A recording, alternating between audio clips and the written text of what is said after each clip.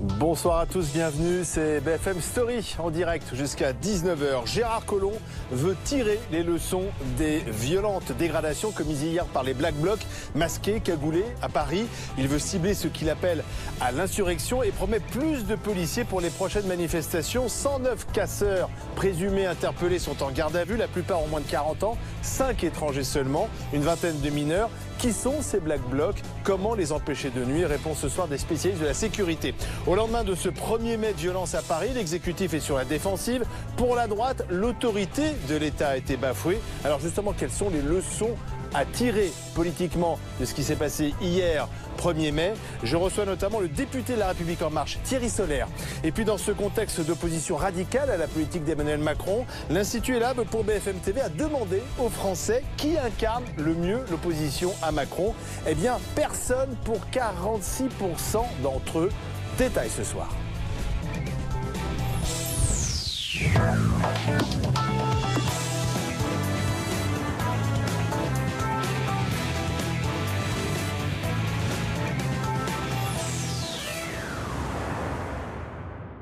17h59, bonsoir Rachid Enbarki. 109 casseurs présumés en garde à vue. Oui, ils ont été répartis dans plusieurs commissariats parisiens depuis hier, dont celui du 15e arrondissement. Antoine Hollard, vous êtes sur place pour BFM TV. Une quarantaine de jeunes se sont rassemblés devant ce commissariat. Oui, une quarantaine de personnes que vous apercevez sur ces images, des jeunes, profils lycéens ou étudiants rassemblés dans le calme et quasiment en silence. Aucun slogan ou presque ici devant ce commissariat. Ici en tout cas, on avait prévu les gros moyens en cas de débordement. Vous voyez sur ces images des CRS qui sont déployés devant le commissariat, mais pour l'instant, eh bien, tout se passe dans le calme. Il y a quasiment autant de policiers que de manifestants, des manifestants qui sont venus témoigner de leur soutien à une dizaine de personnes qui sont placées en garde à vue ici dans ce commissariat. Des gardes à vue qui pourraient d'ailleurs se terminer bientôt, même si pour le moment on n'a vu sortir personne ici. Antoine Hollard au commissariat du 15e arrondissement de Paris pour BFM TV avec Pierre-Antoine Durand. 1200 Black Blocs s'étaient regroupés pour semer le chaos hier à Paris. Ils avaient promis une journée en enfer, mais qui sont-ils et quels sont leurs objectifs? L'un d'eux s'est expliqué chez nos confrères de RMC. Casser des boutiques, les McDonald's, Renault, on sait derrière, c'est pas les salariés qui vont payer, c'est les grands groupes ou éventuellement la France. Mais quoi qu'il en soit, c'est un ras-le-bol. C'est pas on casse pour casser, c'est pas des victimes, ça reste du matériel. Alors il faut savoir chez les Black Blocs, il y a des très violents, il y a aussi des gens qui viennent et qui sont juste là pour dire qu'ils ne sont pas contents. Mais ce que vous ne vous rendez pas compte, c'est que les 200 que vous voyez là, c'est ceux qui bougent, mais derrière il y en a énormément qui sont prêts à bouger, qui attendent en fait, qui attendent de voir. Et chaque jour qui passe, c'est de pire en pire. Oui, alors il y a d'autres choses de prévues. Je préfère rester dans le 5, on va dire, voilà, on verra. Mais il y a d'autres choses de prévues, mais c'est pas que en France, hein, parce qu'en fait c'est un mouvement qui est international. Et je vous assure, on a des réseaux. Bon, je suis dans l'informatique, donc c'est encore plus simple. On a des réseaux pour discuter derrière, et je peux vous dire que c'est impressionnant le nombre de gens qui arrivent chaque jour, quoi. J'ai une famille, des enfants, mes enfants, je veux pas qu'ils vivent dans ce monde-là. La violence, pour moi, c'est ce qui se passe de toute la vie. Toute la vie, on va ramer. Il faut savoir qu'en fait, c'est plus des gens qui sont contre le capitalisme. Effectivement, ça regroupe beaucoup une mouvance d'extrême gauche, mais il n'y a pas de l'extrême gauche. Il y a plein de gens qui sont mécontents du système et qui en peuvent plus. Je pense qu'on parle de la violence, des boutiques cassées, etc. Mais la violence sociale, on en fait quoi? Anne Hidalgo, la maire de Paris, espère que les prochaines manifestations seront mieux encadrées. Elle s'est rendue aujourd'hui boulevard de l'Hôpital pour apporter son soutien aux commerçants. Et au lendemain de cette bataille d'Austerlitz, Gérard Collomb promet plus de forces de l'ordre à l'avenir. Le ministre de l'Intérieur affirme qu'il était en tout cas impossible d'intervenir contre les casseurs dès le début, car des curieux les en empêchaient en tout cas les forces de l'ordre d'intervenir. Édouard Philippe juge, lui, scandaleux le déchaînement de violence des Black Blocs. Le Premier ministre confirme que toutes les dispositions seront prises pour la manifestation, particulièrement celle de samedi. Dit hier soir ce que je pensais à la fois des mots d'ordre, des débordements scandaleux et inacceptables qui sont intervenus. Les casseurs dont l'objectif était véritablement de mettre à mal tout ce qui peut représenter notre façon de vivre en commun, la propriété, le travail, les forces de l'ordre, le respect des autres. L'ensemble des dispositions avaient été prises, j'aurai l'occasion d'y revenir, et je suis certain que le ministre d'État, ministre de l'Intérieur, fera en sorte que l'ensemble des dispositions soient prises également samedi prochain. Voilà, et notez qu'Édouard Philippe sera ce soir sur BFM TV. Il sera l'invité de Routel Krief. Le Premier ministre répondra aux questions de Routel Krief en direct à partir de 19h30. Ce sondage à présent, 7 Français sur 10 qui pensent que les syndicats et les partis de gauche devraient s'allier pour s'opposer au gouvernement. C'est le résultat du sondage ELAB pour BFM TV. En revanche, 6 Français sur 10 se prononcent contre une alliance de la France insoumise avec d'autres mouvements politiques. 46% des personnes interrogées estiment pour leur part qu'aucun parti n'incarne actuellement l'opposition à l'exécutif. Les cheminots reprennent leur grève. Oui, grève qui commence ce soir et pour les 2 prochains jours. Pour demain, la direction prévoit un TGV et un Transilien sur 2, 2 TER sur 5 et un Intercité sur 3. Ce sera le 13e jour de cette grève en pointillé. Le blocage de l'université de Nanterre a été reconduit jusqu'à lundi. 1444 étudiants étaient présents à l'Assemblée générale aujourd'hui. Assemblée générale qui a voté la poursuite du blocage, même si des opposants à ce blocage ont tenté de se faire entendre. Les partiels étaient censés débuter aujourd'hui à Nanterre. L'épouse du meurtrier présumé d'Angélique se constitue partie civile dans le dossier qui concerne donc son mari. D'après son entourage, elle est en état de choc. Selon son avocat, elle ignorait tout du passé de son mari. 20 ans de vie commune, pas le moindre anicroche, aucune difficulté. Elle est passée du grenier à la cave, évidemment. Pour l'instant, les suites pour elle, c'est surtout une reconstruction psychologique pour elle et les enfants.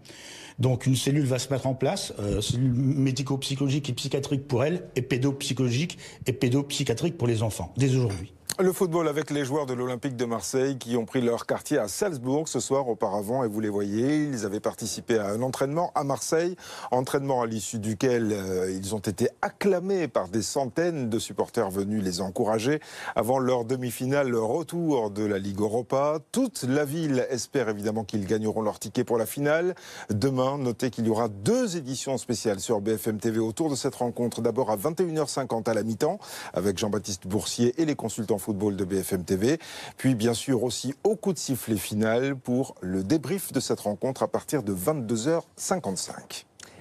Quel temps demain matin? Eh bien, de faibles pluies demain matin de l'Aquitaine au Massif central et le Grand Est. Les pluies seront un peu plus marquées dans le sud-est ainsi que sur la Corse. Ailleurs, le temps sera un peu plus ensoleillé avec des températures de 3 degrés à Nantes, à 15 degrés à Nice.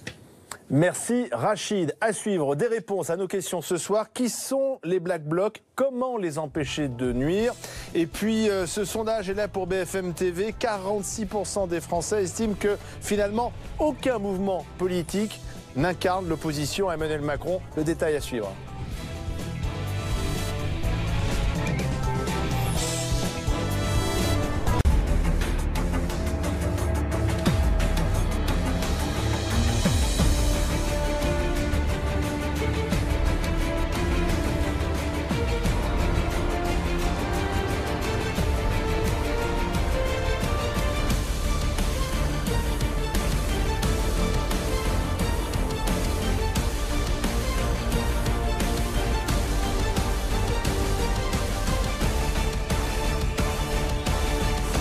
BFM TV, première sur l'info. Retrouvez votre programme avec Allianz, assureur des particuliers et des professionnels.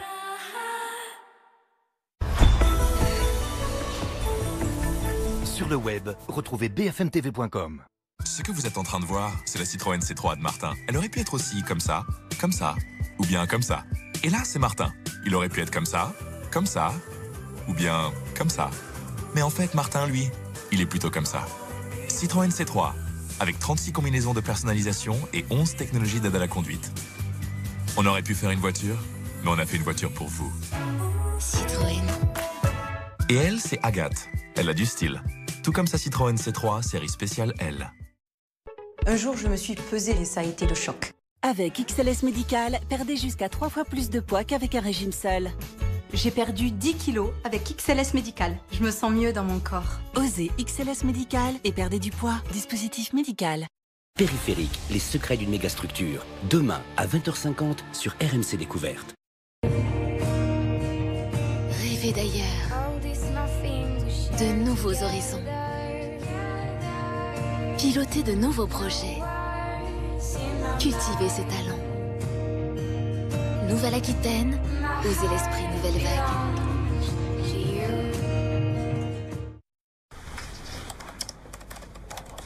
Chérie, je voulais te dire que... Oui? T'as fait un truc à tes cheveux? Non. Vous allez voir du cinéma partout. Nouveau avec les offres SFR. Profitez de tout le cinéma que vous aimez, des héros préférés de vos enfants et des séries exclusives comme Taken ou Victoria. Avec SFR Ciné-Série sans engagement à seulement 4 € par mois pour les clients SFR au lieu de 10 €.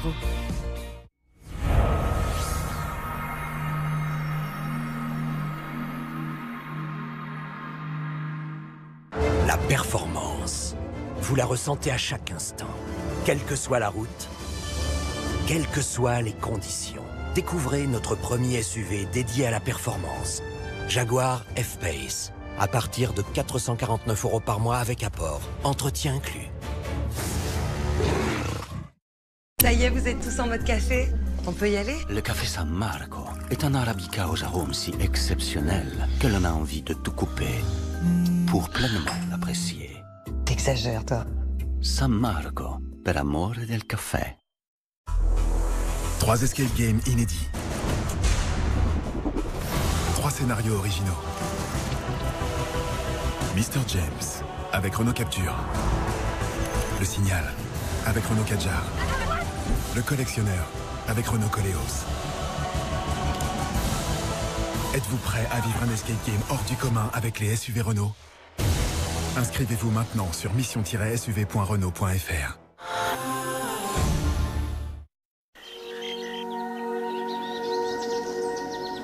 Comme ça, elle respirera mieux.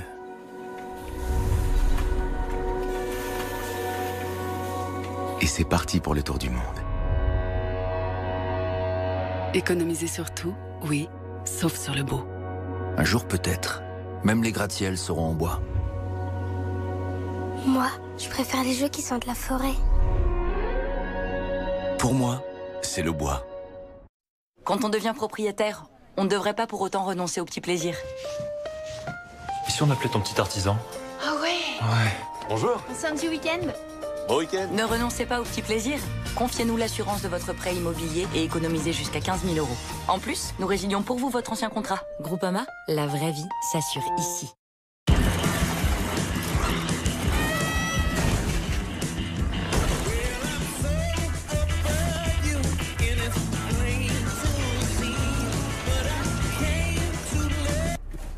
Prêt?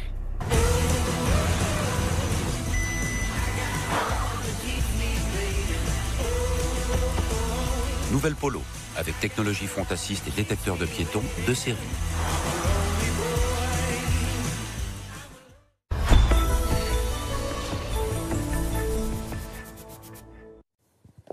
À la une de BFM Story, le ministre de l'Intérieur Gérard Collomb qui veut tirer les leçons des violentes dégradations commises hier par les Black Blocs masqués et cagoulés à Paris. Il veut cibler ceux qui appellent à l'insurrection et promet plus de policiers pour les prochaines manifestations et notamment celle de samedi prévue à Paris, organisée par la France Insoumise. 109 casseurs interpellés sont en garde à vue. On en sait plus ce soir sur le profil de ces gardés à vue. On va en parler avec mes invités, un policier, Daniel Chomette, bonsoir. Vous êtes secrétaire général délégué unité SGP Police FO. Le criminologue Olivier Kahn, bonsoir. Professeur de droit pénal, chercheur au CESDIP CNRS. Et puis Driss Haït Youssef, bonsoir. Président de l'Institut Léonard de Vinci, spécialiste des questions de sécurité publique. Voilà ce qu'on sait sur ceux qui sont aujourd'hui gardés à vue, les présumés casseurs. La plupart ont moins de 40 ans. 5 étrangers seulement, un Colombien, un Syrien, et puis une vingtaine de mineurs. Olivier Kahn, que peut-on dire sur ce profil ? Je pense qu'on peut dire deux choses. D'abord, effectivement, l'idée que ce serait constitué un groupe international qui avait déferlé sur Paris n'est pas confirmée par les interpellations. La deuxième chose, c'est la représentation des mineurs qui prouve à l'évidence, mais c'est la conséquence logique de l'action de maintien de l'ordre qui a été menée, puisqu'on a d'abord préservé les manifestants qui n'étaient pas violents avant d'intervenir, que les gens qui sont interpellés ne sont probablement pas les gens qui étaient à l'occasion des principaux actes de violence ni de l'organisation. Alors, vous pensez qu'on n'a pas interpellé forcément les bons? Je pense qu'on a interpellé des gens qui avaient participé aux violences, probablement pas. Mais pas les mieux organisés. Et les mieux organisés qui ont certainement disparu avant que ne puissent débuter les interpellations et qui s'adaptent très bien aux techniques de maintien de l'ordre. Alors, même question, monsieur le policier, que pensez-vous de ce profil, un premier portrait type, je ne sais pas si on peut d'ailleurs en brosser un, de ces black blocs, de ces casseurs, comment on les appelle? Oui, ce qu'on peut constater, bien évidemment, c'est que les temps ont changé. On a aujourd'hui affaire à des structures bien organisées, à une mini-armée, 1200 personnes, 1200 hommes ou femmes d'ailleurs, parce qu'il y a une proportion de femmes. Il y a deux tiers d'hommes, un tiers de femmes. C'est cela. Plutôt jeunes, moins de 40 ans, vous l'avez dit, un certain nombre de mineurs également. Ils sont très bien équipés, ils sont extrêmement mobiles. C'est une grosse problématique pour ce qui nous concerne. Excusez-moi, est-ce qu'ils se sont retrouvés avant pour s'organiser? Ou est-ce que finalement, ils suivent tous un mot d'ordre lancé sur les réseaux sociaux notamment? C'est ça qu'on voudrait savoir. Alors, ils arrivent bien évidemment d'horizons différents. Certains arrivent effectivement en groupe. C'est pour ça que se pose déjà la question, et on va devoir nécessairement évoluer par rapport à ce qui s'est passé sur cette manifestation. Le ministre de l'Intérieur l'a dit. Et il va falloir qu'on travaille sur des contrôles en amont, à condition qu'on ait un cadre légal, parce que je le rappelle, la police nationale ne travaille pas comme ça en électron libre, mais bien évidemment dans un cadre légal. Est-ce des fils à papa? C'est ce que dit Mélenchon. Ce sont finalement des petits bourgeois qui pensent faire la révolution en cassant un McDo. Non, les propos sont un peu excessifs, mais il faut le dire, on le rappelait hier, on est dans une espèce d'agrégation. D'ailleurs, on s'en méfie un petit peu. Il y a de cela quelques mois, en indiquant que aujourd'hui, les Black Blocs appelaient à la convergence des luttes avec des individus dont ils espéraient qu'ils partageaient finalement le même objectif, c'est la lutte contre l'État oppresseur, le système policier oppresseur. On l'a vu, on a aujourd'hui des antifas, nous avons des mineurs, nous avons probablement des étudiants en grève, nous avons des types de banlieues, nous avons aujourd'hui globalement des jeunes qui se retrouvent autour d'un mot d'ordre, c'est celui de combattre un système. Étant entendu qu'aujourd'hui, pour ce qui concerne les antifascistes et les Black Blocs, l'objectif c'est le dépérissement de l'État. On a entendu sur RMC un Black Bloc qui se revendiquait ainsi. Alors, il n'a pas forcément participé aux violences, mais il était en tout cas sympathisant. C'est un informaticien, père de famille, père d'enfants, 2 enfants, dans une grande entreprise. Et pourtant, il dit c'est la solution pour faire péter le système. Il faut bien s'entendre sur le terme Black Bloc, parce qu'effectivement, il est employé à toutes les sauces. Le Black Bloc, c'est une technique utilisée par un certain nombre d'activistes pendant une manifestation. Donc les individus ne sont pas des Black Blocs. Le Black Bloc, c'est vraiment ce qu'on a vu hier. Et c'est intéressant d'ailleurs parce que c'est extrêmement rare. On a parlé beaucoup pendant les manifestations contre la loi El Khomri de Black Bloc. Il n'y a pas eu de Black Bloc à cette occasion. Non. On avait des petits groupes qui s'en prenaient physiquement aux forces de l'ordre. Là, et de manière très ironique, il le signale eux-mêmes sur la banderole frontale à destination du ministère de l'Intérieur, véritablement. Cette fois-ci, on s'est organisé. Et là, on a vraiment un Black Bloc au sens originel du terme, c'est-à-dire un regroupement d'activistes, d'où effectivement les origines différentes. Ce qui est sûr, c'est qu'il faut bien distinguer les organisateurs du Black Bloc des participants. Qui sont les organisateurs sont des militants révolutionnaires, très structurés politiquement, qui sont des individus qui veulent faire la révolution et en tous les cas faire éclater la structure de la société. Et dans une démarche anarchiste. Dans une démarche anarchiste. Quand M. Mélenchon vient revendiquer le monopole de la révolution en disant c'est pas des révolutionnaires, c'est sympathique, mais ça n'a pas vraiment de sens. Ils sont tout aussi révolutionnaires, sinon plus. Donc, il y a les organisateurs et via les réseaux sociaux notamment, ils lancent des appels. C'est ça, ils bénéficient du développement des technologies de la communication. Et effectivement, vous avez un certain nombre de sites sur lesquels, effectivement, ils vont pouvoir se retrouver, lançant un appel, et puis ça se structure à ce moment-là. Mais il n'y a pas d'organisation au sens où on pourrait l'entendre habituellement. C'est l'une des particularités, qu'on a tendance effectivement à dire Black Blocs, parce que ce n'est pas ni une association, ni un mouvement, il n'y a pas de leader. Et c'est le principe même, c'est qu'il n'y a pas de leader. C'est pour ça qu'ils ne se retrouvent ni dans un parti politique, ni dans une organisation syndicale, parce que pour eux, il ne faut pas qu'il y ait d'organisateurs, il ne faut pas qu'il y ait de leader. Et donc, c'est la raison pour laquelle ils ont cette technique de se retrouver. Black Bloc, c'est un bloc noir, où tous vêtus de noir vont évidemment se retrouver à un moment précis. À un moment précis. Et après, chacun repart. Et chacun repart. C'est vraiment une technique qui est quand même assez classique. Ça a commencé en 99 à Seattle. Et donc là, aujourd'hui, on en voit d'une certaine manière des phénomènes. Et ceux qui ont été appréhendés par les forces de sécurité intérieure, on ne peut pas considérer, prendre un peu de recul, mais on ne peut pas considérer que c'était les plus aguerris, les plus entraînés, qui sont qui ont une envergure plutôt internationale. Donc on a attrapé finalement ceux qui couraient moins vite. Non, mais pas seulement. Je voudrais rebondir sur ce qui vient d'être dit. Certes, pas des organisateurs en tant que tels, mais sur le terrain, très concrètement, et le restaurant McDo qui a été dégradé, on voit quand même une technique très précise et très fine qui a été mise en place de coordination. C'est-à-dire, il y a une première équipe qui vient casser, donc il y a des équipes qui ont des marteaux, des barres de fer, des choses comme ça, qui dégradent, et il y a une deuxième équipe, et tout ça est parfaitement bien coordonné, qui arrive avec des cocktails Molotov pour enflammer, idem pour les véhicules, idem pour la concession, etc. Donc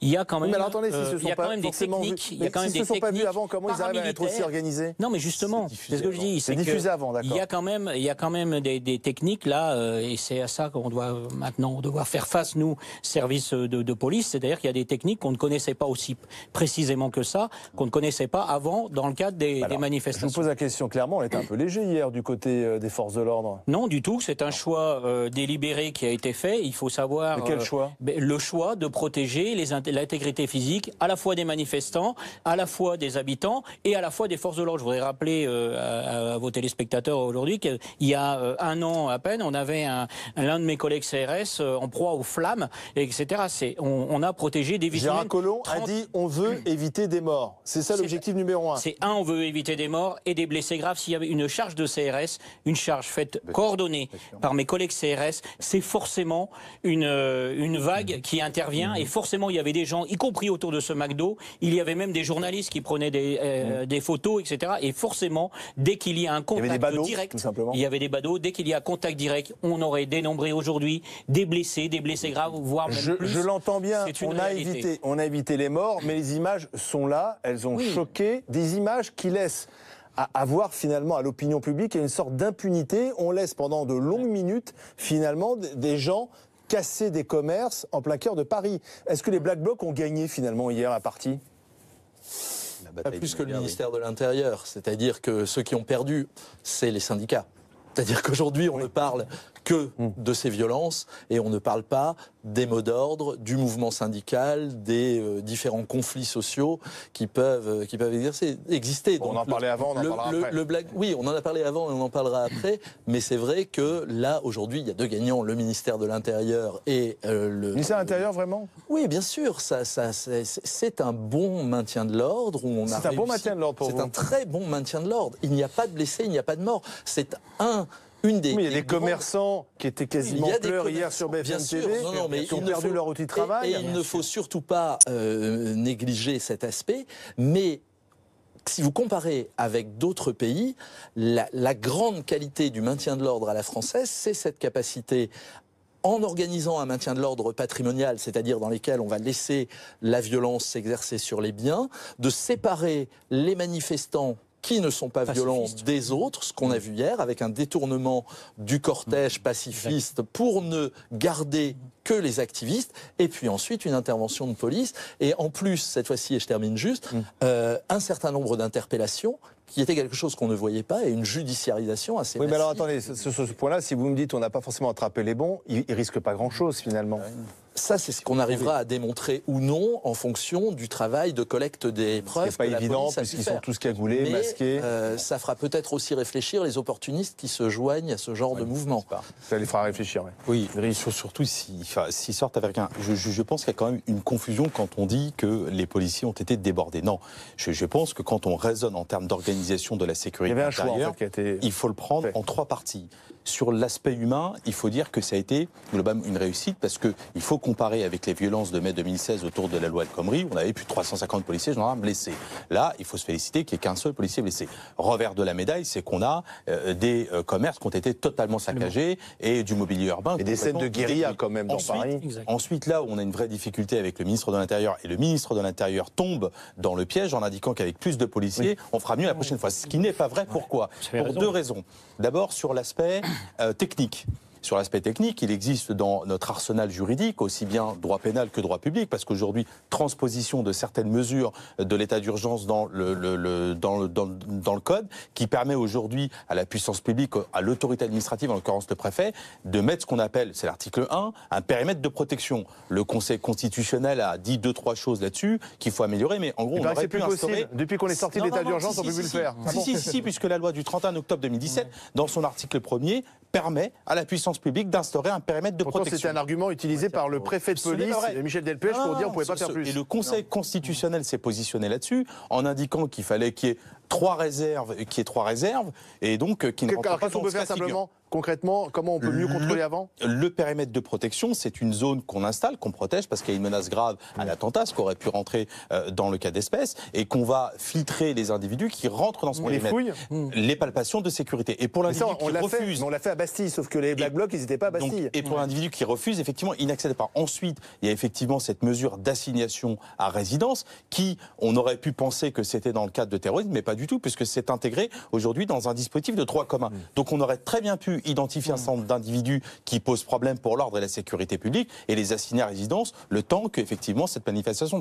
Enfin, troisième chose, l'individu, lorsqu'effectivement il est appréhendé et qu'il a des éléments sur lui, il peut tout de suite être placé en garde à vue, ou alors il peut toujours faire l'objet d'une vérification le temps que la manifestation se passe. Enfin, dernier élément, le ministre de l'Intérieur parle régulièrement de ce qu'on appelle le continuum de sécurité. Or, on ne peut pas compter uniquement sur les forces de sécurité publique pour assurer le maintien d'ordre. Il faut qu'on puisse à un moment donné s'appuyer des forces de sécurité privées, parce que je rappelle que la manifestation publique, elle doit permettre, en tout cas aux organisateurs, d'avoir un service d'ordre, c'est une obligation légale.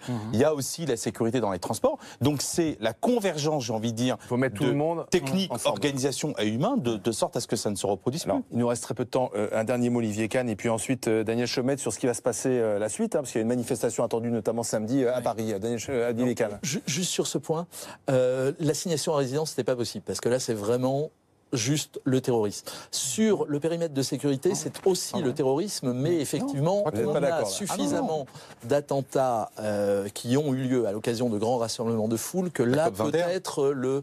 Oui, mais la COP21, c'était l'état d'urgence et un détournement à partir du texte de l'état d'urgence qui n'est pas celui de la loi Collomb. Ceci dit, effectivement, le ministère de l'Intérieur a fait preuve de suffisamment peu de scrupules pendant l'état d'urgence pour utiliser ce genre de technique, pour qu'on puisse imaginer que s'ils avaient dit qu'il y avait un risque d'attentat, ils aient pu organiser un périmètre de sécurité. En revanche, il y avait la possibilité pour le parquet de prendre des réquisitions pour que les gens soient contrôlés à leur arrivée, ce qui n'a pas été fait.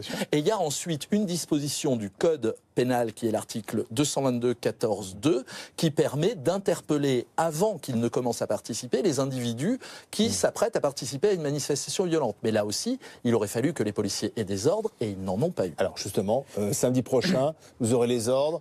On ne va pas revoir ces scènes dans Paris. Nous espérons très fortement avoir ce cadre légal qui vient d'être expliqué, c'est-à-dire une réquisition du procureur, nous donnant la possibilité en amont, dès lors qu'on identifie des gens qui manifestement pourraient correspondre, de procéder à un contrôle d'identité. Ça, c'est le procureur qui doit absolument, de manière à nous donner le tempo d'une part et de nous permettre de travailler en amont, premièrement. Et deuxièmement, s'agissant des effectifs supplémentaires, il ne s'agit pas de mettre un policier derrière chaque manifestant, comme dans les stades de foot, 60 000 supporters et 60 000 policiers, ça serait complètement ridicule, absolument pas. Mais par contre, avec quelques compagnies supplémentaires, les délais d'intervention, parce qu'on ne peut pas être partout à la fois, pourraient être raccourcis. Je pense que c'est des pistes que nous devons explorer dans l'intérêt de tous et surtout pour mes collègues qui interviennent dans des conditions extrêmement difficiles, extrêmement violentes, telles qu'on l'a vu sur vos images. Ce sont des premières cibles, effectivement, les policiers. Merci à tous les trois. Merci. Alors, dans ce contexte de position radicale à la politique d'Emmanuel Macron, qui s'exprime violemment dans la rue comme hier, l'Institut est là à demander demandé aux Français qui incarnent finalement le mieux l'opposition. La réponse est assez sévère pour ceux qui voudraient incarner cette opposition, parce que c'est personne pour 46% des Français interrogés. Bernard Sananès, bonsoir. Vous êtes le président de l'Institut ELAB. C'est vrai que finalement l'opposition est embarrassée ici dans ce contexte. Oui, c'est très paradoxal. On le voit, les résultats de cette enquête. Il faut le préciser. Le terrain a démarré lundi soir. Il a terminé ce midi. Donc il enjambe, j'allais dire, la manifestation et les violences qu'on a vues hier. Et alors que les mécontentements progressent, on le voit dans la rue, eh bien les oppositions n'en profitent pas. 46% des Français que nous avons interrogés disent aucun en particulier. C'est près d'un Français sur deux. Et ce qui est étonnant, c'est que par rapport à juillet 2017, quand nous avons commencé à poser cette question pour BFM TV, ce chiffre a progressé de 9 points. Et donc aucun parti d'opposition n'a capitalisé sur ce qu'il considère être une montée des mécontents. Alors la France Insoumise continue pour près d'un quart des personnes interrogées à être le principal parti d'opposition. Ça donne d'ailleurs à Jean-Luc Mélenchon une responsabilité très importante. On va le voir dans les autres questions sur la capacité à fédérer, à unir les mouvements d'opposition. Je note que pour les Républicains, c'est assez tragique ce résultat quand même. Oui, et surtout alors qu'à un moment... C'est le deuxième groupe à l'Assemblée nationale. Tout à fait, et à un moment, les courbes entre le Front National et les Républicains semblaient se croiser, et là, ce n'est pas le cas. LR n'a pas réussi à incarner l'opposition, et même dans l'électorat de droite, c'est très particulier. Alors, si la France Insoumise incarne quand même, pour les Français, le premier mouvement d'opposition à la politique d'Emmanuel Macron, quelle stratégie, et notamment pour les élections à venir, les stratégies d'alliance, est-ce que la France Insoumise doit s'allier avec les autres mouvements de gauche? Eh bien, en tout cas, pour les sympathisants de gauche, on va le voir tout de suite sur une autre diapo, pour les sympathisants de gauche, c'est très net, il faut qu'il y ait cette alliance. Pour 2/3 de l'ensemble des électeurs de gauche que nous avons interrogés, alliance avec Génération S, le parti de Benoît Hamon, alliance avec Europe Écologie Les Verts, avec le Parti communiste.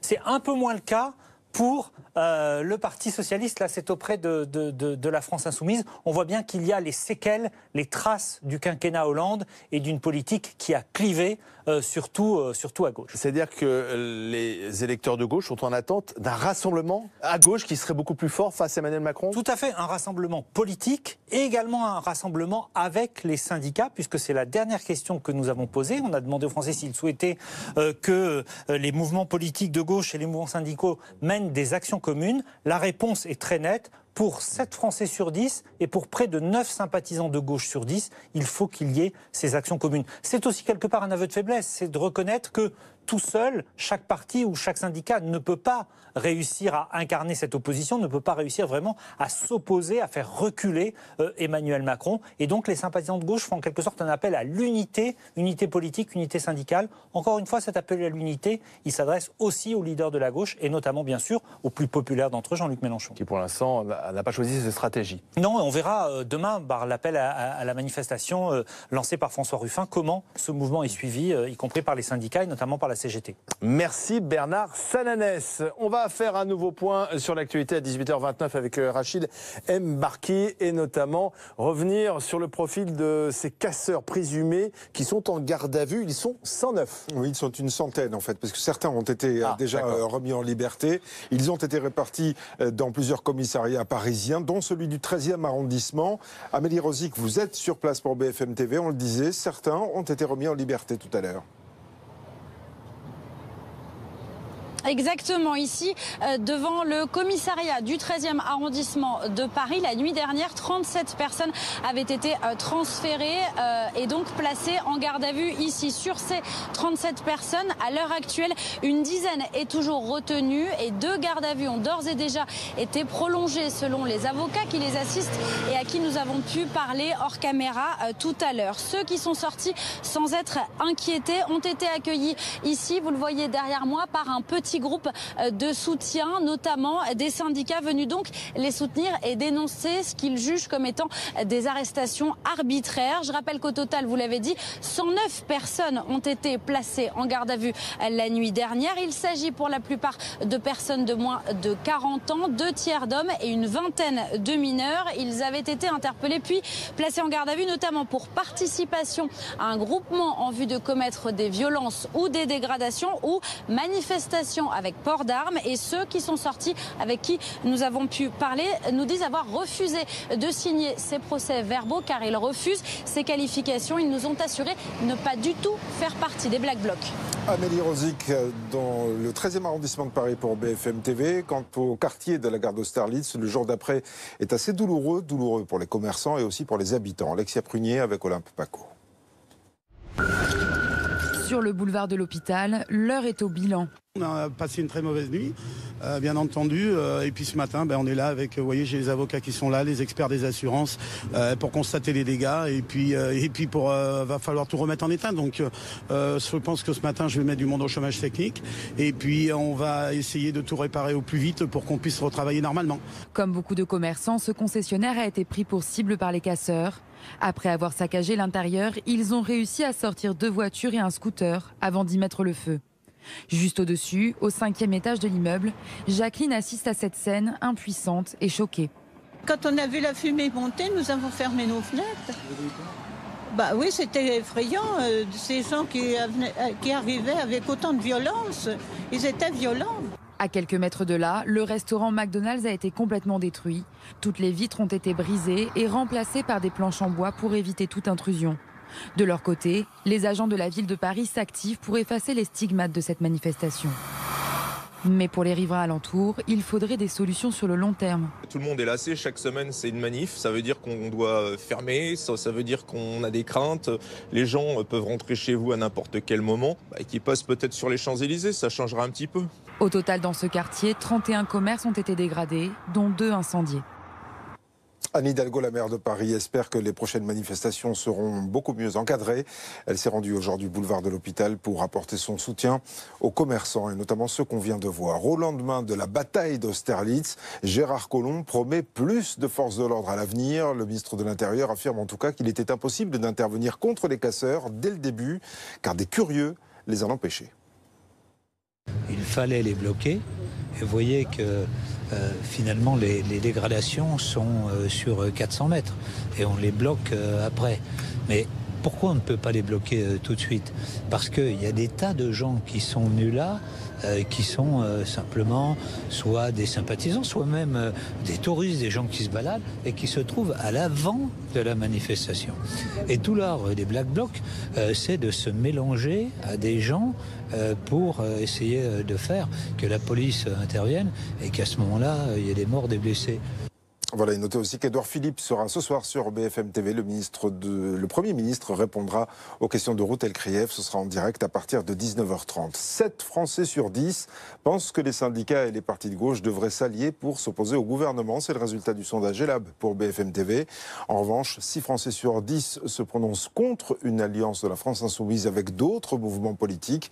46% des personnes interrogées par le même institut estiment qu'aucun parti n'incarne actuellement l'opposition à l'exécutif. C'est reparti pour un tour, les cheminots reprennent leur grève. Grève qui commence ce soir et pour les 2 prochains jours. Alors pour demain, la direction prévoit un TGV et un Transilien sur 2, 2 TER sur 5 et un Intercité sur 3. Ce sera le 13e jour de cette grève en pointillé. Le blocage de l'université de Nanterre a été reconduit jusqu'à lundi. 1444 étudiants étaient présents ce matin à l'Assemblée générale qui a voté la poursuite du blocage, même si des opposants à ce blocage ont tenté de se faire entendre. Les partiel était en effet censé débuter aujourd'hui pour les étudiants. Les joueurs de l'Olympique de Marseille ont pris leur quartier à Salzbourg. Ça y est, ils y sont. Auparavant, ils avaient participé à un entraînement à Marseille. Entraînement à l'issue duquel ils ont été acclamés par des centaines de supporters venus les encourager avant leur demi-finale retour de la Ligue Europa. Toute la ville espère évidemment qu'ils gagneront leur ticket pour la finale. Demain, notez qu'il y aura 2 éditions spéciales sur BFM TV autour bien sûr de cette rencontre. À 21h50 d'abord à la mi-temps avec Jean-Baptiste Boursier et les consultants football de BFM TV. Et puis évidemment au coup de sifflet final pour débriefer cette rencontre en espérant évidemment une qualification. Nous aussi on l'espère. On a le temps d'en reparler, c'est demain. Le temps demain matin justement. De faibles pluies demain matin de l'Aquitaine au Massif central et le Grand Est. Les pluies seront un peu plus marquées dans le sud-est et aussi sur la Corse. Ailleurs le temps sera assez ensoleillé avec des températures de 3 degrés à Nantes. À 15 degrés ce sera le maximum pour Nice. Merci Rachid. Au lendemain présidente, de ce 1er mai particulièrement violent en plein cœur de Paris. L'exécutif était sur la défensive aujourd'hui. Pour la droite, l'autorité de l'État a été bafouée. Alors quelles sont les leçons politiques à tirer de ce qui s'est passé hier? Les spécialistes de la politique vont y répondre, mais aussi le député de La République En Marche, Thierry Solaire. A tout de suite. Territoire connecté avec Enedis, le nouveau nom de EDF, gestionnaire du réseau de distribution d'électricité. La métropole de Rouen, elle est engagée dans la mobilité, dans le numérique. Nous avons travaillé effectivement et réfléchi avec la métropole pour simplifier les transports de demain. Acheter son titre de transport est un élément essentiel dans la mobilité des habitants. Et donc on a contacté une start-up, Atsuke, qui était en pointe et en avance sur le sujet. Elle avait développé déjà des systèmes sur Genève et d'autres villes en Suisse. Il me paraissait évident pour la métropole et puis pour le groupe Transdev de lancer une première en France, le paiement du titre de transport par SMS. Aujourd'hui, on a eu plus de 25 000 personnes différentes qui l'ont utilisé et à peu près 300 000 titres déjà vendus. Donc nous sommes actuellement sur un rythme de un titre toutes les 20 secondes qui est aujourd'hui acheté sur le réseau de la métropole. Territoire connecté avec Enedis, le nouveau nom de EDF, gestionnaire du réseau de distribution d'électricité. Retrouvez l'appli BFM TV sur votre mobile. La performance, vous la ressentez à chaque instant. Quelle que soit la route, quelles que soient les conditions. Découvrez notre premier SUV dédié à la performance. Jaguar F-Pace. À partir de 449 € par mois avec apport. Entretien inclus.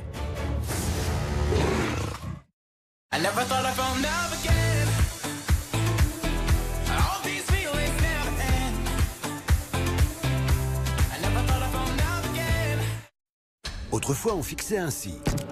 Plus tard, comme ça. Et enfin comme ça. Faites place à une nouvelle ère pour la fixation avec le premier clou adhésif de Tesa facilement ajustable. Choisissez le clou adhésif ajustable de Tesa. Le bon choix, c'est Tesa.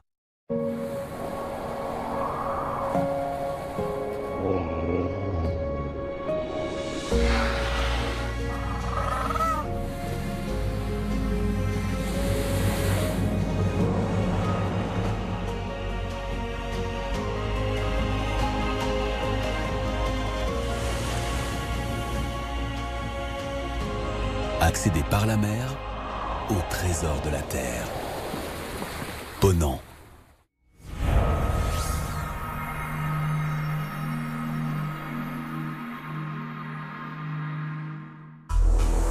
Trois escape games inédits. 3 scénarios originaux. Mr. James avec Renault Capture. Le Signal avec Renault Kadjar. Le Collectionneur avec Renault Koleos. Êtes-vous prêt à vivre un escape game hors du commun avec les SUV Renault? Inscrivez-vous maintenant sur mission-suv.renault.fr. La boutique du menuisier conçoit et fabrique vos portes et fenêtres en France. La boutique du menuisier pose et entretient toutes vos menuiseries. La boutique du menuisier.fr. Je ne me suis jamais sentie aussi bien. J'ai perdu 11 kilos en 3 mois. Mon secret, c'est la liberté. La liberté de manger ce que je veux. Nouveau Weight Watchers Liberté. Plus besoin de tout compter, nouvelle appli. Déjà plus de 300 000 personnes l'ont choisi. Et vous? Vite, démarrez à 0 €.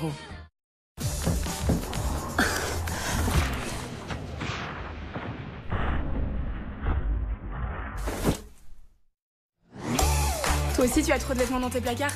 Vends-les sur Vinted. Télécharge l'application, prends une photo de ton article, ajoute-le et vends. Le meilleur dans tout ça? Tu vends sans frais sur Vinted. Grâce à Vinted, tu gagnes de l'argent et tu fais de la place dans tes placards. Commence à vendre dès maintenant. Télécharge gratuitement l'application Vinted. Tu ne le portes pas? Vends-le. Certaines choses ne changeront jamais. D'autres, oui. Car maintenant, avec le nouveau lave-linge Quick Drive, un cycle de lavage vous prend jusqu'à 2 fois moins de temps. Son tambour exclusif à double rotation vous permet un lavage plus rapide et sans compromis sur le soin de votre linge. Quick Drive, prenez soin de votre linge en 2 fois moins de temps.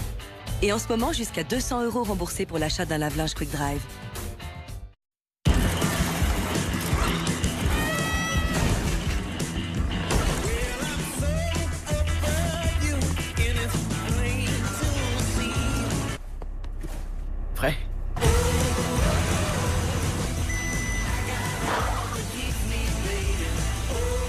nouvelle Polo, avec technologie front assist et détecteur de piétons, de série.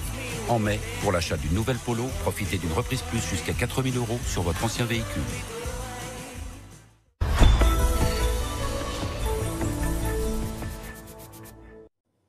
À qui profitent ces violences qui se sont exprimées hier en marge du défilé du 1er mai? On voit aujourd'hui l'exécutif plutôt sur la défensive, même si Gérard Collomb, le Premier ministre de l'Intérieur, estime que le dispositif policier a agi correctement.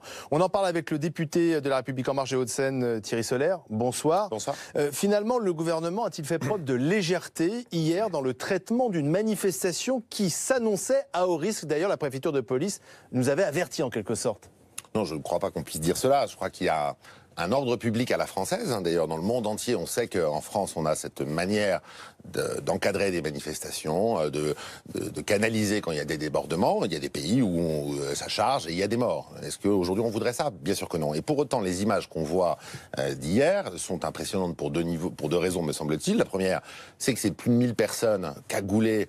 Et donc, il y a cette réalité d'une violence qui devient radicale dans le pays, qu'on a vu dans les universités, qu'on voit à Notre-Dame-des-Landes. Elle est inacceptable. Et le gouvernement, je crois, ne fait preuve d'aucune naïveté dans la compréhension de ce mécanisme pour la réprimer. Puis la deuxième chose, c'est qu'il y a eu énormément de gens dans cette manifestation qui, bien sûr, étaient là pacifiquement, tranquillement, pour défiler à l'occasion des cérémonies du 1er mai, des manifestations du 1er mai, et que, bien sûr, il y a toujours des risques de débordement. Alors après, qu'est-ce qu'il faut faire? Mais alors justement, comment empêcher, puisque on nous explique que d'autres manifestations sont prévues, notamment celle samedi prochain organisée par la France Insoumise. Alors comment empêcher que ça se reproduise? Comment empêcher de nouveau ces casseurs, 1200 hier, de venir finalement en toute impunité, en quelque sorte, faire régner la terreur pendant quelques minutes dans Paris? C'est, me semble-t-il, la vraie question. Qu'est-ce qu'il faut faire concrètement? D'abord, il faut une réponse judiciaire. Et vous avez vu le niveau des arrestations, le niveau des gardes à vue. On va voir les condamnations qui seront prononcées par la justice. J'espère qu'elles seront à la mesure des dégradations absolument honteuses qui viennent d'être proférées hier. Deuxième chose, moi je fais une proposition. Moi j'ai souvenir quand il y avait du hooliganisme et des bagarres rangées dans les stades de football. Il y avait ça en Angleterre, mais il y avait ça en France. Moi je suis le député de Boulogne-Billancourt au Parc des Princes. On a connu ça pendant des années.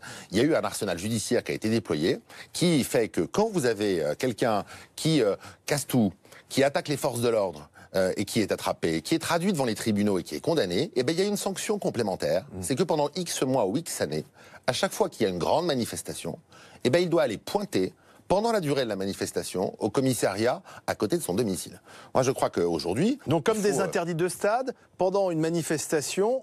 Ils ont été déjà condamnés pour des faits de violence dans les manifs. On les convoque au commissariat pendant quelques heures, ils pointent. En tout cas, on est sûr qu'ils ne sont pas dans la manif. Exactement. Ce qu'il faut, c'est apporter des réponses très concrètes. Moi, je ne suis pas, vous le savez, un partisan en permanence de l'inflation législative, de faire des nouvelles lois dès qu'il se passe quelque chose. Mais on voit bien, et c'est pas de nouveau là, depuis quelques années, on l'avait vu au moment des manifestations El Khomri, on le voit à Notre-Dame-des-Landes, qu'il y a une violence qui est absolument scandaleuse. Alors, il faut que la réponse pénale soit là. Elle est là. Mais il faut aussi qu'on trouve des mesures très précises et très techniques. Moi, je demande à ce qu'on réfléchisse sur ce qui s'était passé, ce qu'on avait fait avec succès. Aujourd'hui, vous pouvez retourner en famille au Parc des Princes, voir des matchs de football. Et tous ceux qui étaient des casseurs, qui profitaient des matchs, à chaque fois certains matchs, pour avoir des actes de violence, ils ont été condamnés par la justice. Mais en plus, ils sont interdits de stade et ils doivent aller au commissariat pour pointer, pour éviter qu'ils ne soient présents. Moi, je crois que c'est fait partie des propositions qui seraient de nature à permettre d'avoir des avancées efficaces. On verra si Édouard Philippe, qui est l'invité de Routel Krief à 19h30, reprend votre proposition, le Premier ministre. Mais certains disent finalement cette violence, c'est aussi la façon dont l'exécutif et Emmanuel Macron imposent sa politique aux Français. Les corps intermédiaires sont très faibles et finalement la seule façon de répondre au président jupitérien, eh bien, c'est de commettre ces violences. Non mais attendez, c'est une blague absolue. On est juste après une élection présidentielle. Les Français ont fait un choix à l'occasion de cette élection présidentielle. Et aujourd'hui, le gouvernement d'Édouard Philippe met en œuvre les propositions qui ont été celles du candidat Emmanuel Macron avant l'élection présidentielle. Est-ce qu'il y a de la souffrance en France? Est-ce qu'il y a des problèmes? Oui, bien sûr. Ils sont multiformes. Il y a du chômage de masse, il y a de la pauvreté, il y a des quartiers dans lesquels l'État a reculé. Il y a également des problèmes d'insécurité et il y a des problèmes de violence. Et l'État doit être très fort pour les réprimer. Moi, je le sais, le gouvernement, le président de la République, il n'y a pas le début du commencement d'une naïveté ou d'une légèreté dans la prise en compte de cette réalité-là. Cette réalité-là, elle ne fait que grossir depuis 20 ans. Oui, et aujourd'hui... Philippe Poutou va vous répondre, cette violence-là, c'est la réponse à la violence du système libéral, à la violence qu'on impose aux plus faibles dans ce pays. Je vais vous dire, je réponds à Philippe Poutou qu'il n'y a pas de violence légitime. C'est vieux comme le monde. La seule, c'est celle de l'État. C'est la seule que nous acceptions. Parce que c'est l'application des règles communes. On n'a pas une seule occasion de casser quelque chose. On peut avoir des revendications, on est en démocratie, on peut manifester, on peut faire grève, on ne peut pas casser. Et tout ça est l'œuvre d'une minorité qui n'a de cesse aujourd'hui que de vouloir défier les choses. Il y a aussi une dimension politique. Et moi, pardon de le dire, je suis au Parlement, je vois à l'occasion des manifestations, des grèves dans certaines universités, des parlementaires de la France insoumise qui viennent devant les facs inciter à la haine, inciter à la violence, inciter au débordement toute la journée. Il faut aussi faire preuve de responsabilité. L'application de l'état de droit, c'est pour tout le monde. Les règles de droit, c'est pour tout le monde. Donc vous dites que la violence verbale de certains députés de la France insoumise peut conduire à cette violence physique et matérielle? Ils jouent en permanence sur les mots. Ils essayent en permanence d'attiser des conflits sociaux. Il peut y avoir des oppositions. Moi, je respecte tout cela. Je ne vois pas chez ceux qui cassent le magasin de ce pauvre monsieur qu'on a tous vu sur votre antenne, Olivier Truchot, les larmes aux yeux, de discours politique. Ça suffit, il n'y en a pas. Voilà. Et donc ce qu'il faut, c'est réprimer cela. Encore une fois, c'est une bonne nouvelle qu'il y ait eu beaucoup d'arrestations. La justice va trancher. Et moi, je fais cette proposition. Voyons si on ne peut pas aller plus loin. Le droit de manifester, c'est un droit constitutionnel. J'en ai parfaitement conscience. Mais quand on est à ce mais il faut un cadre légal renforcé. Voyons s'il faut changer la loi pour cela, mais en tout cas, il faut faire preuve de la plus grande des sévérités. Merci Thierry Solère. Vous citiez la France Insoumise. Jean-Luc Mélenchon était l'invité ce matin de Jean-Jacques Bourdin. On l'a senti également embarrassé par cette violence finalement qui a pris le pas sur le mouvement social. Et hier, voilà ce qu'en disait Jean-Luc Mélenchon ce matin sur notre antenne. On s'organise, on fait en sorte qu'elle ne puisse pas avoir lieu, on déploie les forces de police comme il le faut, ceux qui contreviennent à la loi sont punis, enfin la loi quoi, la vie normale, il y a le droit... Sont contrôlés, certains sont fichés, on va passer là. Non, je ne suis pas préfet de police, Bourdin, arrêtez. Oui. Je ne suis pas préfet de police, je ne suis pas policier. Oui, oui. Et vous pensez qu'un président de la République, il est dans son bureau en train de faire des fiches sur les manifs. Mais enfin, vous croyez quoi? Que 100 personnes vont prendre comme ça en otage tout l'État? Et que tout le monde devrait être là à s'occuper de regarder les fils à papa péter les vitrines de McDo? Non mais vous plaisantez, Bourdin. Non, il faut du sérieux dans cette histoire. Et le sérieux, c'est déjà d'arrêter de faire ce numéro qui consiste à passer la moitié d'une émission à parler de ces types. Bon alors maintenant, on passe à autre chose. Anne Rosincher, bonsoir, directrice déléguée de la rédaction de l'Express. Nous sommes avec Thierry Arnaud, notre chef du service politique ici à BFM TV, et Pierre Jacquemin, rédacteur en chef de la revue Regard. On voit bien quand même que ce qui s'est passé hier embarrasse tout le monde. L'exécutif, qui est à la peine, on va y revenir dans un instant, mais aussi en quelque sorte Jean-Luc Mélenchon. Oui, qui a d'abord été obligé de s'expliquer sur son tweet un peu rapide d'hier, dans lequel il disait que sans doute des éléments d'extrême droite étaient responsables de la casse. Il a reconnu que c'était une erreur ce matin. Mais c'est vrai qu'on sent bien qu'il y avait une forme de difficulté à la fois ne pas condamner le fait qu'on puisse être d'extrême gauche et avoir des revendications qui sont parfois radicales. Et vouloir la révolution. Et vouloir la révolution, exactement, tout en condamnant effectivement les débordements d'hier.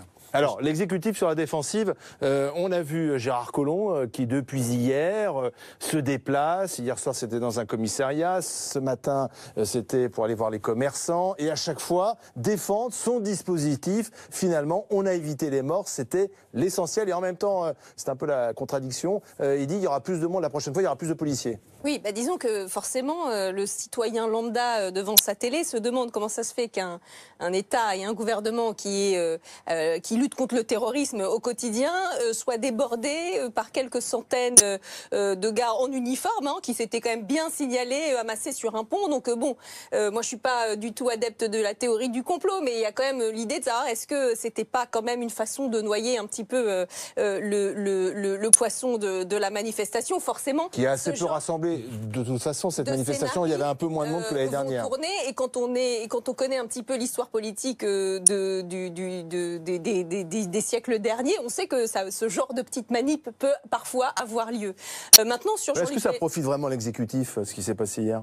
Disons que Non, parce qu'on voit bien que du coup, ça leur est reproché. Donc ce serait un calcul un petit peu mauvais, ça c'est évident. L'autorité de l'État est bafouée, dit la droite. Oui, mais il n'y a pas eu, comme vous le dites, le bilan est quand même assez... On a quand même le sentiment que c'était un petit peu contrôlé, en tout cas sous contrôle. Il n'y a pas eu de mort, il n'y a pas eu de blessés même, etc.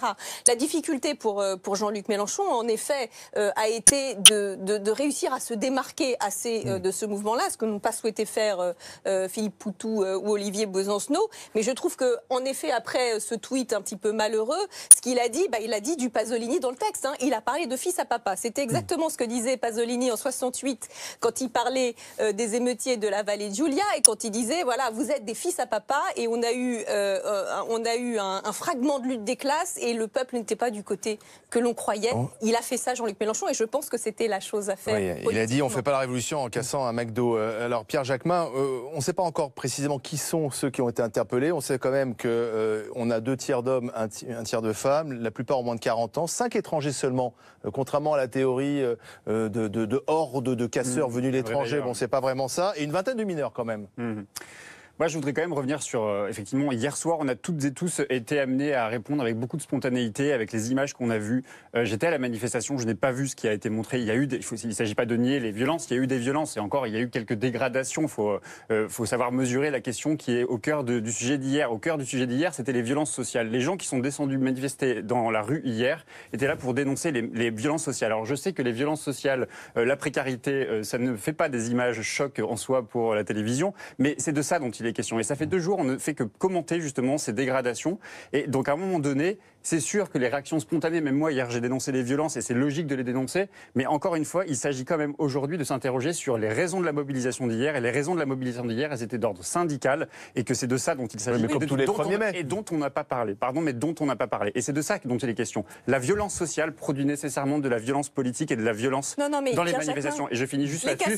C'est-à-dire qu'à un moment donné, la réponse, c'est le gouvernement qui l'a. Et je suis désolé quand on entend le Premier ministre aller voir les forces de l'ordre, et il a eu raison de le faire, mais n'avoir aucun mot pour les syndicats.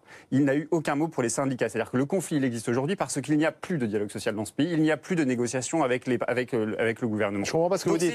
Parce que les syndicats sont les premiers à condamner les casseurs. Hier, j'avais la numéro 2 de la CGT qui en voulait beaucoup à ces Black Blocs. Mais parce que ça dessert qui. Mais et qui demandait d'ailleurs plus de policiers. Mais est-ce qu'on demande à la plupart de dénoncer la politique répressive, la politique en tout cas antisociale de ce gouvernement qui s'abat sur l'immense majorité des Français? Est-ce qu'on demande à ceux qui soutiennent Macron de dénoncer les violences policières qui s'abattent sur l'ensemble des manifestants pour chacune des manifestations? Et hier, il y a pas eu beaucoup de violences policières. Est-ce que ça, on le demande de le dénoncer? Non, on le dénonce jamais. Donc cette violence sociale, elle est au cœur de la réflexion, elle doit revenir au cœur de nos débats. Donc, il ne faut pas minimiser les violences qui ont eu lieu hier, les dégradations d'hier, mais quand même, les violences sociales, elles sont la principale cause de la colère sociale qui est en train de monter dans ce pays. Oui, mais l'ambiguïté de ce que vous dites, c'est qu'on a le sentiment que les casseurs ont réagi comme ça à cause de la violence sociale. Moi, je pense que c'est 2 choses différentes.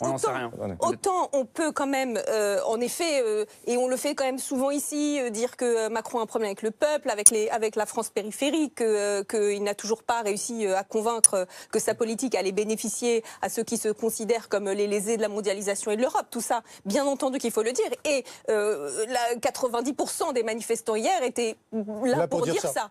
En revanche, moi je pense que le lien entre les casseurs d'hier et la violence sociale, il est très difficile à faire. Moi je me souviens qu'on avait consacré dans l'Express un article à ceux qui s'en étaient pris l'année dernière, vous vous souvenez, en marge des manifestations sur la loi travail, un policier qui s'était défendu, et la voiture avait été incendiée, les images avaient fait le tour. Il se trouve que ces assaillants, c'était vraiment des fils à papa, comme le dit Jean-Luc Mélenchon. C'était d'ailleurs les arrière-petits-fils de Bernanos, le grand écrivain, et que le policier, lui, pour le coup, était un fils d'aide-soignante de la Martinique. Donc, si vous voulez, moi, je ne pense pas que ces casseurs-là sont porteurs de la violence. Voilà. Je n'ai pas fait le lien. Je dis juste ça fait 2 jours qu'on parle de 1200 casseurs, alors ça, compte tenu du fait qu'aujourd'hui on a 3 millions de chômeurs et 9 millions de précaires. On n'en parle tous les jours sur BFM TV, rassurez-vous. Et ils sont pas tous les jours. Et loin de là, les chômeurs et les précaires ne sont pas tous les jours sur BFM TV. Et c'est de ça dont il était question hier et dont on a parlé. On en parle tous les jours. Et d'ailleurs, les mobilisations sociales se poursuivent, notamment avec la grève de la SNCF qui reprend dès ce soir à 19h. Thierry Arnaud, il en pense quoi, Macron, de tout ça? Il est loin. Il est très loin pour l'instant. Oui, mais vous avez été frappé comme moi par... il y a eu une espèce de moment de silence au moment, évidemment, où la casse se produisait et dans les heures qui ont immédiatement suivi. Et puis, il y a eu quand même un appel à la mobilisation générale. Et d'où vient-il cet appel à la mobilisation générale? Il ne peut venir que de l'Élysée Évidemment, quand on a vu Gérard Collomb se démultiplier, quand on a vu Édouard Philippe prendre la parole dès hier soir, la reprendre aujourd'hui, le président de la République lui-même s'exprimer par un tweet alors qu'il était peut-être 4 heures du matin là où il se trouvait, c'est-à-dire en Australie. Et puis à nouveau prendre la parole alors qu'il y a quelques jours, lui-même nous disait encore que depuis l'étranger, il ne s'exprime jamais sur ce qui se passe en France. Il émane de tout ça quand même le sentiment assez clair que du point de vue de l'exécutif, du gouvernement et d'Emmanuel Macron, il y avait une sorte d'incendie en termes de communication et de perception de l'action du gouvernement qu'il fallait éteindre le plus rapidement possible. Et c'est ce à quoi d'ailleurs Édouard Philippe s'emploiera sans doute à nouveau dans quelques minutes lorsqu'il répondra aux questions. On écoutera la réponse d'Édouard Philippe avec Routel Krief à 19h30. Pierre Jacquemin, il y a d'autres manifestations de prévues. Finalement, est-ce que c'est pas aussi la faiblesse d'une mobilisation sociale qui n'arrive pas à imposer une convergence des luttes? Finalement, les casseurs prennent le pouvoir? Je ne sais pas s'il y a une faiblesse. En tout cas, il y a une succession de mouvements, effectivement, dont il va falloir analyser l'ampleur. Demain, il y a une manifestation.